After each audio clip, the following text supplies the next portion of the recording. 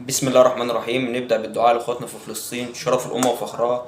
ربنا يا رب يثبتهم ضد الكيان الصهيوني المحتل ويقوي من عزيمتهم، وإن شاء الله النصر قريب، وإن شاء الله هنحتفل قريب جدا برجوع الأرض لأصحابها، اليوم اللي كلنا مستنيينه. الأهلي في مهمة صعبة في نص نهائي كأس العالم ضد فلومينينسي بطل ليبرتادوريس. صعوبة الموقف مش في العناصر اللي موجودة مع فريق البرازيل، لأن العناصر اللي موجودة مع اتحاد جدة اقوى جدا من عناصر الموجوده مع فلومينينسي. يعني لو قارنا بنزيما، كانتي، فابينيو، ولا فيليب ميلو ومارسيلو وكينو، اكيد كفه اتحاد جده هي اللي هتطب. لكن الموضوع مش في العناصر على قد ما هو فكر مدرب. فرناندو دينيز المدرب اللي موجود حاليا مع فلومينينسي مدرب بيتبع نهج مختلف عن باقي فرق العالم، بيلعب بطريقه تشبه لكره الشوارع، كره الشوارع اللي تمشي مع عناصر او العناصر البرازيليه عموما. هقول لك يعني هشرح لك الطريقه بطريقه مبسطه شويه. الطريقه دي او معظم الطرق العالم بتتبع حاليا ان كل لاعب ليه مركز معين، ودي اللي متسمى بعد كده بالبوزيشنال بلاي. كل لاعب ليه مركز معين، وعن طريق المركز ده او عن طريق المربعات اللي بتتقسم من خلال الملعب ل 20 مربع، كان قبل كده 18 تحولت ل 20 مربع بالطرق الحديثه اللي حصلت، بتعرف تسيطر على مجريات المباراه، بتعرف تبقى في كذا خيار للتمرير، ومن هنا بتخلق الاستحواذ، ومن هنا بتعمل خطوره للخصم. وكل الاستحواذ لما يكون الكره في رجلك بتعرف تسجل اهداف، وفي الوقت ده بتعرف تخلق ثغرات من خلال التحرك، بس التحركات اللي بتحصل بتبقى من خلال خطه او من خلال مربعات متواجده في ارضيه الملعب. كل لاعب لازم يكون موجود في مربع معين وليها سيستم معين، بالطرق دي بتعرف تخلق الثغرات. لكن مع طريقه الريليشن بلاي اللي بيتبعها فرناندو دينيس في الوقت الحالي، واللي هي يعتبر مبتكره، يعني طريقه غريبه، طريقه ممكن الكره تبقى ناحيه اليمين ويكون موجود جناح الشمال موجود في اللعبه عادي جدا، وبيعمل وان تو ما بينه وبين الجناح اليمين.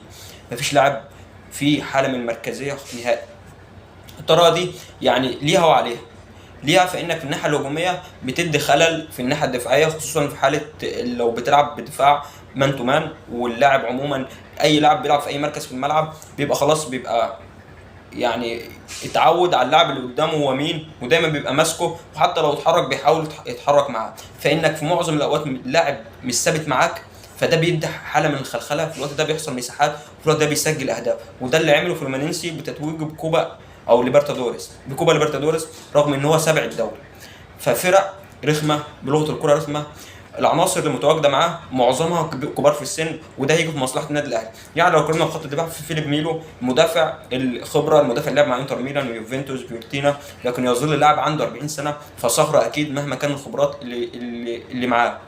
نفس الكلام في حارس المرمى فابيو، لا حارس مرمى عنده 43 سنه. 100% مارسيل كولر هيكون مديله مهام تسديد لامام عاشور بصوره مستمره، خصوصا في الارض، لان الحارس ده مهما كان السي في بتاعه يظل في العمر ده ان الفتنس بتاعه اقل كتير، خصوصا في مركز حراسه المرمى بيحتاج لياقه بدنيه عاليه.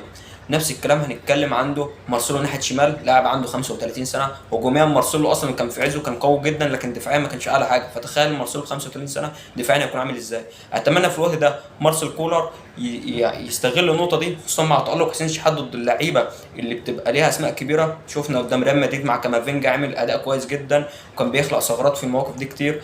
نفس الكلام حصل مع مارسيلو ذات نفسه لما كان يعني مرات بتلعب بريال مدريد في نهائي كاس العالم، عمل برضه عليه ماتش كبير. فدايما حسين شحات بيلاقي نفسه ضد الاسماء الكبيره وبيحب يظهر نفسه كتير. فاتمنى يكون ناحيه اليمين موجود في الماتش ده حسين الشحات، ما يكونش بيرسي تاو، وبيرسي تاو ممكن هو اللي يتحول ناحيه الشمال ويحصل ما بينهم تدوير او تغيير في اوقات كتير من اللقاء.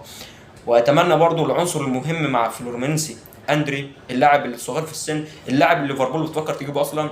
لاعب هو حلقه الوصل بالنسبه لخط الدفاع والهجوم بالنسبه لفريق فلومينينسي، ولاعب عنده قدرات بدنيه عاليه، قدرات فنيه عاليه، رغم ان هو بدنيه مش اعلى حاجه، لكن قدرات فنيه عاليه، عنده التمرير بدقه عاليه جدا، الكرات الطويله بيعتمد عليه في انه البيلد اب لو قرر يعملها بيعتمد عليه بصوره ممتازه جدا. فاتمنى اللاعب ده بالذات، خصوصا ان هو المفتاح المهم في خطه فلومينينسي. اللاعب ده لو اتمسك خطوره 60% من خطوره الفلومينينسي هتكون مش موجوده.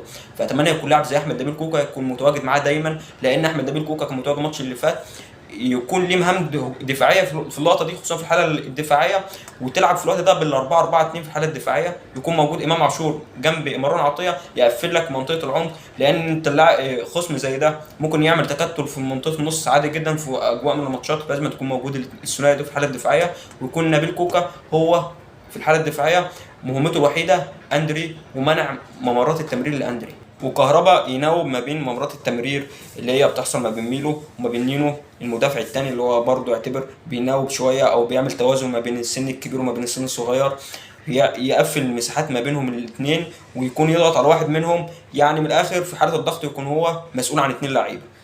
وفي الوقت ده تخلق ممر وحيد لمارتينيلي اللاعب اللي في وسط الميدان اللي جنب اندري، لانه لاعب مش اعلى حاجه، سيب له يستلم الكره عادي جدا ويطلع بالكره. وفي الوقت ده امام عاشور حتى لو بعيد عنه يبدا في حاله الضغط عليه. في الوقت ده النادي الاهلي هيستغل الكره في مناطق خطره وممكن تعمل كونتر اتاك بصوره ممتازه جدا، خصوصا زي ما قلت لك اللعيبه معظمها كبار في السن. والعنصر المهم في الفلومينينسي النجم السابق لنادي بيراميدز هو كينو مهما كان دلوقتي كبر في السن، كان 35 سنه، وفي نفس الوقت الاصابه بعد موقف بيراميدز كانت برضه مأثره عليه اكيد، لكن يظل برضه لاعب امكانيات عاليه. واللي يلعب عليه محمد هاني اتمنى الماتش ده يكون موجود اكرم توفيق، لان اكرم توفيق دفاعيا غلس عن محمد هاني 100%. وفي الوقت ده انت مش هتبقى محتاج تقدم الاطراف كتير او الاظهره، انت بتبقى محتاج بس كرات بينيه للجناحات وللمهاجم كهربا، اللي ان شاء الله في الماتش ده هو اللي هيكون نقطه الفوز. لان ثنائي الدفاع بالنسبه للفريق الفلومينينسي عندهم سرعات قويه جدا، قلت لك كبار في السن، وكهربا من اللعيبه اللي بتجري واللعيبه اللي بتخلق مساحات وتعرف تسجل اهداف. ان شاء الله الاهلي يوصل للنهايه ضد مانشستر سيتي، والموضوع مش صعب، الموضوع اسهل بكتير، بس تبقى تحاجم من الناحيه الدفاعيه، لان الخصم زي ما قلت لك معاند، خصم طريقه لعبه مختلفه تماما عن باقي فرق العالم.